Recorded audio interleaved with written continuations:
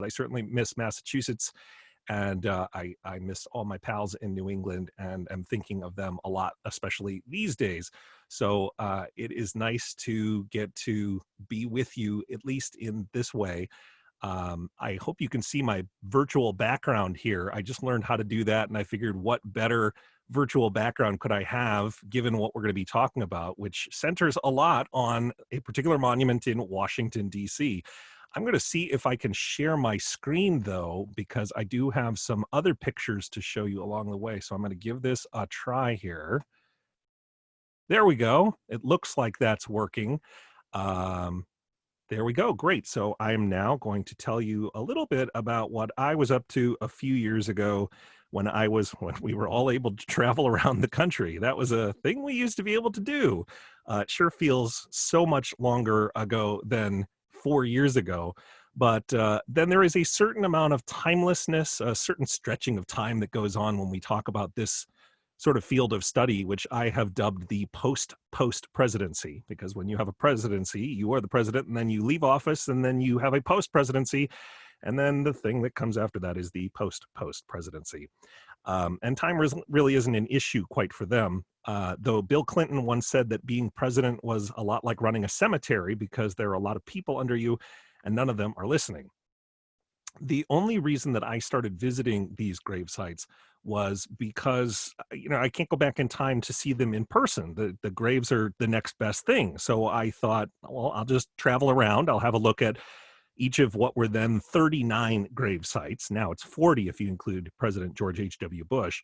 Technically, there are 39 of these grave sites, but Grover Cleveland served 2 non-consecutive terms. So when I did these trips, I had to visit his grave in Princeton, New Jersey on 2 non-consecutive occasions because he was president 2 non-consecutive terms.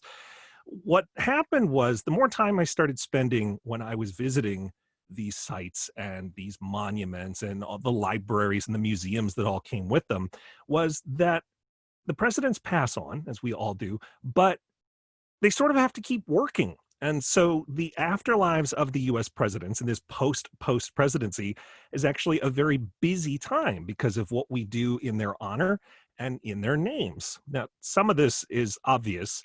Every February, we mark President's Day. We name streets after the presidents. They're on our money. The capital city is named Washington.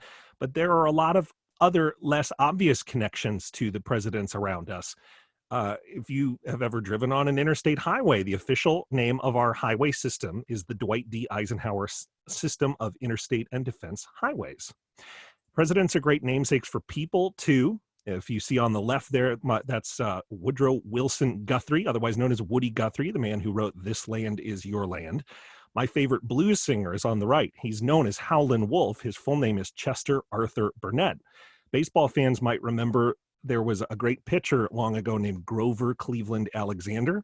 Interestingly, one of the people most often noted as being named for a president, George Washington Carver, is not named for George Washington. There's a whole other story behind that, though. Besides being namesakes, there are all sorts of products. World of Commerce is full of references to presidents. The teddy bear is, of course, named for Theodore Roosevelt. That's one of the more benign and friendly namesakes for presidents. Then there's this: Garfield tea, laxative and diuretic. The slogan is "Flush your bowels with Garfield tea." That is an actual artifact they have at the James A. Garfield gravesite, the tomb in Cleveland, Ohio. Dead presidents can do more than just be namesakes, though. They can set trends. After John F. Kennedy was buried at Arlington National Cemetery, there was such a huge number of people wanting to be buried there, too, that the cemetery had to tighten its requirements on who could be buried at Arlington, or it would have wound up being filled up. They would have run out of space. Sometimes their bodies are used to prove points. 2 years before the Civil War, a president's body was exhumed from a northern state and moved to a southern state for reburial. Another president's body was paraded around the country just after the Civil War ended, essentially to convince Northerners to treat the southern states harshly as they rejoined the Union. And a third president was exhumed more than a century after his death, basically because of a conspiracy theory. Dead presidents show up in space. There are a number of asteroids named for U.S. presidents. Herbert Hoover has 2 named after him. Dead presidents show up in sports. Hoover not only has those two asteroids, he has the National Hoover Ball Championships each summer in Iowa near his presidential library. Dead presidents can show up in the world of food. If you visit the Calvin Coolidge State Historic Site in Vermont, you'll find a cheese-making shop started by the Coolidge family. The cheese is fantastic. And in East Aurora, New York, there's a place that makes a sandwich called the Millard Fillmore. I think it's some kind of chicken salad or something like that. Dead presidents also show up in the Star Wars universe, or maybe I should say the Star Wars universe shows up in the world of dead presidents. This is the grave, or the tomb, I should say, of Woodrow Wilson, who is entombed in Washington National Cathedral. And that cathedral also has a gargoyle of Darth Vader high up on its tower. You actually have to have a big zoom lens or binoculars to spot it.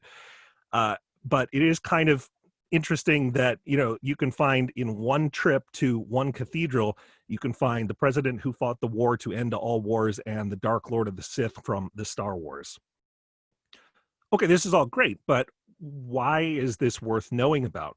Well, for one reason, you're paying for the world of dead presidents because each president is by law entitled to a state funeral conducted by the U.S. military. Only presidents, former presidents, and president-elects are automatically by law entitled to a state funeral. Each of them also gets a presidential library run by the National Archives and Records Administration. And at least in more typical times, on the birthdays of the presidents, the U.S. military holds wreath ceremonies at each of their gravesites. All of what I just mentioned is funded by our tax dollars. So it's worth knowing what you're paying for, right? So how did this all get started? Well, as I said, I had my Washington Monument virtual background here on my Zoom screen on purpose because the world of the post-presidency begins the way that most things involving presidents do. George Washington set all the conventions about how presidents conduct themselves in life, and that was true in death too. Washington is slightly unusual in that we usually wait until a president has passed on to start turning them into a legend. But with Washington, we couldn't wait. Not after the American Revolution was over, the country wanted to build a giant statue of George Washington on horseback in the center of the new capital city. They wanted this to be an example for the nation. They wanted people to literally look up at the figure of George Washington. Well, George Washington remembered when his troops had first heard the Declaration of Independence being read in New York City. Their reaction was to tear down a statue of the King of England on horseback. And he didn't want to become the new king and have that happen to him someday. So people would propose these statues and other honors for him, and he would try to push them off and say, you know what, we really need to build a country, not build statues. The only exception was when they decided to name the new capital city Washington. And that was only because he had named 3 commissioners to lead construction of the new city, and he didn't want to micromanage them. But it is interesting that if you look through George Washington's papers and letters, he always refers to the city by its original name, the federal city, not Washington, D.C. So here's George Washington, who's trying to get the country on board, trying to build up this new nation, trying to figure out a way forward, keep everybody on board together. And then he leaves office, and not too long after, he dies on December 14th, 1799. Thanks in part to a throat infection and in part to his doctors who took something like 5 of his 8 pints of blood while simultaneously trying to get him to throw up, which he did not do, but he might have if he could have seen what was coming next. George Washington, you see, was very clear in his will about what he wanted after death. Interesting fact about George Washington, he said in his will, no burial for 3 days. He had a fear of being buried alive, and he wanted to make sure that didn't happen to him.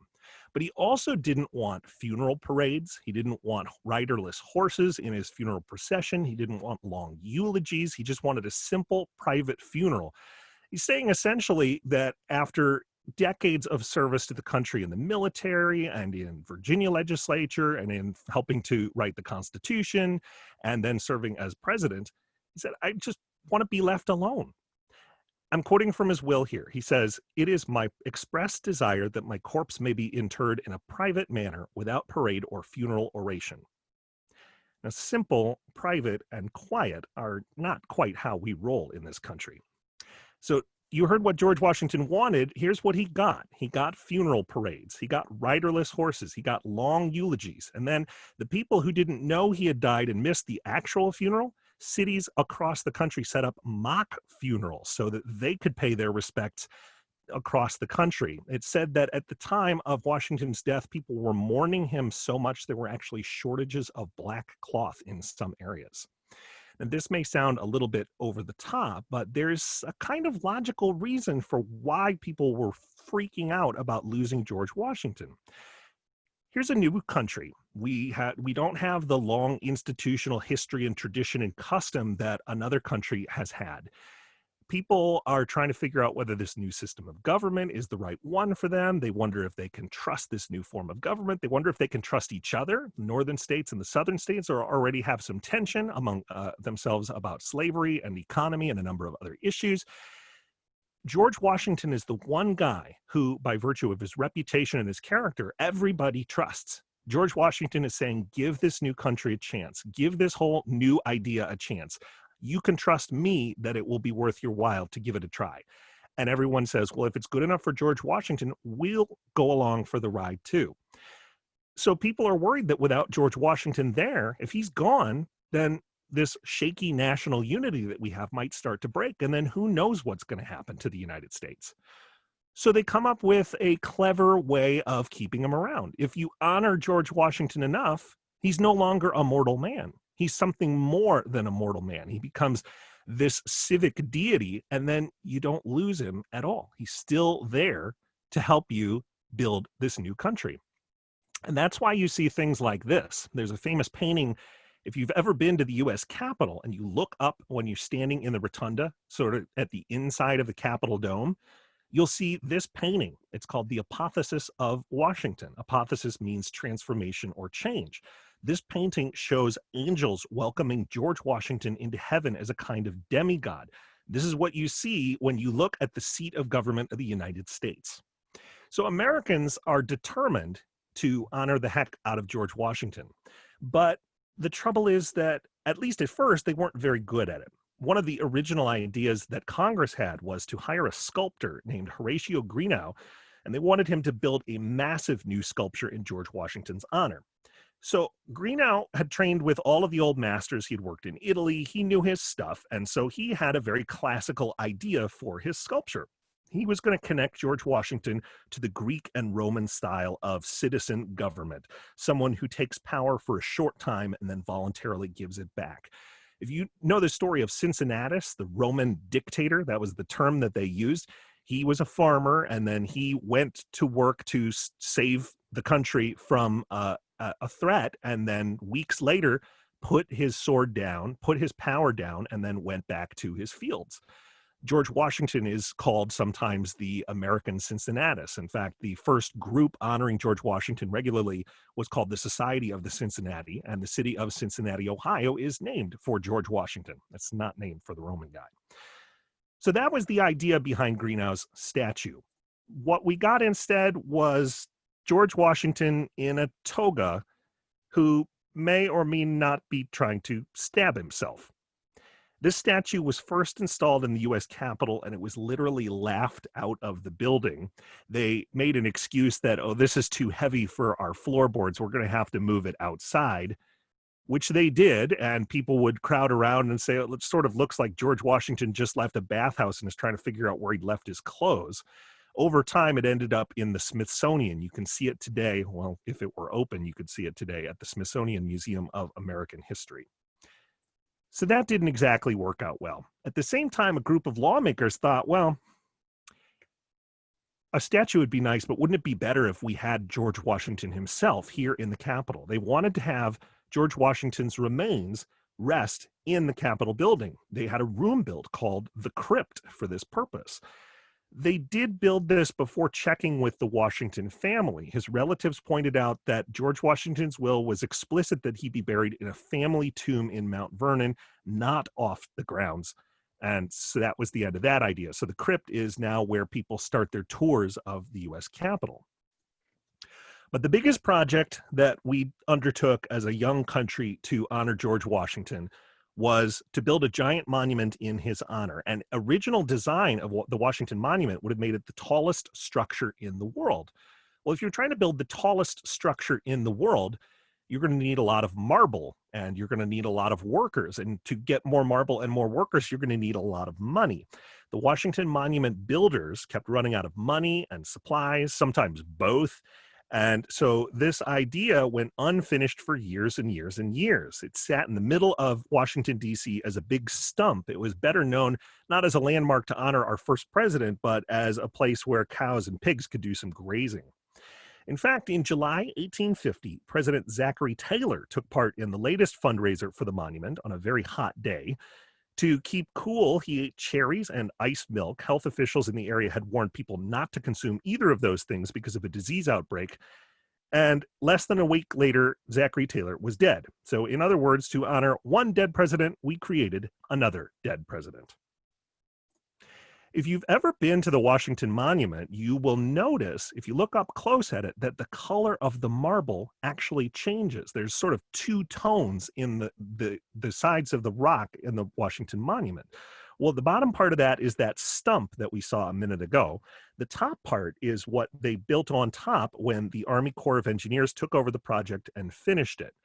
That didn't happen until the year 1885. That was more than a century after the idea of a monument to George Washington was first proposed, and 86 years after the death of George Washington. So that's the story of George Washington, the national myth, but there's also a story about George Washington, the body. As I mentioned, he wanted his remains to be kept at Mount Vernon. This is a picture of the old family tomb on the grounds of that plantation. In his will, he asked that the old tomb be replaced. It was right next to the Potomac River, and the river was prone to flooding. George Washington didn't want his remains floating down the river. Well, rebuilding the tomb didn't take as long as the monument, but it did take 30 years. Mostly because Washington's enormous plantation was highly unprofitable, and because the Washington family was already at this time dealing with people who were inviting themselves to Mount Vernon, making these kind of pilgrimages to honor George Washington. It wasn't a museum, it was still in private hands, and people would just say, well, I want to see George Washington. By the time that they finally built the new tomb, Washington's coffin had started to deteriorate. That meant he had to be transferred to a new sarcophagus. So in the process of doing that, people said, well, as long as we've got this out, we might as well open it. So they opened the coffin of George Washington, and in the process, someone apparently clipped a lock of his hair. Someone else reportedly patted him on the head. And then they discovered that the new sarcophagus was so big, it couldn't fit through the door of the new tomb. They actually had to build a whole new front section on there. And somewhere along the line, someone clipped off and stole a part of the eagle design on the tomb as a souvenir. But just like with the Washington Monument, the team at Mount Vernon, and it was eventually created as a nonprofit organization to run the plantation as a way people could come see George Washington and his world. The team there ironed out the wrinkles of the tomb and the plantation and the house and the historic site over time, and things there run in ship shape during normal conditions. You can take part in a wreath ceremony at the tomb. They do those twice a day. And I'm convinced that if you listen closely while you're standing next to the new tomb, as it's called, you'll hear General George Washington rolling over in his grave at all the pomp and circumstance. And I said before that George Washington set precedents with his death. So what are the precedents that we see with the other presidents? Well, for one thing, we go big when it comes to presidential funerals, whether the president wants it that way or not. Our monuments are large and expensive and often very controversial. We open a lot of coffins, not just George Washington's. This happens quite a few times. There's been thievery and bad behavior at these sites, but we generally get it right in the end. Though if you look at the timeline, you'll notice that Washington's successor as president, John Adams, lived into his 90s. George Washington died in 1799. Adams didn't pass away until 1826. And I'm convinced that's because he was afraid of what might happen to the country if they tried to build more monuments to presidents. So with that, I just wanted to say thank you to the library for letting me talk about George Washington a little bit. It's fun to do that. And now that I've done my prepared talk, I am happy to answer any questions that you may have about George Washington or any of his successors anywhere across the country. And I will do my best to remember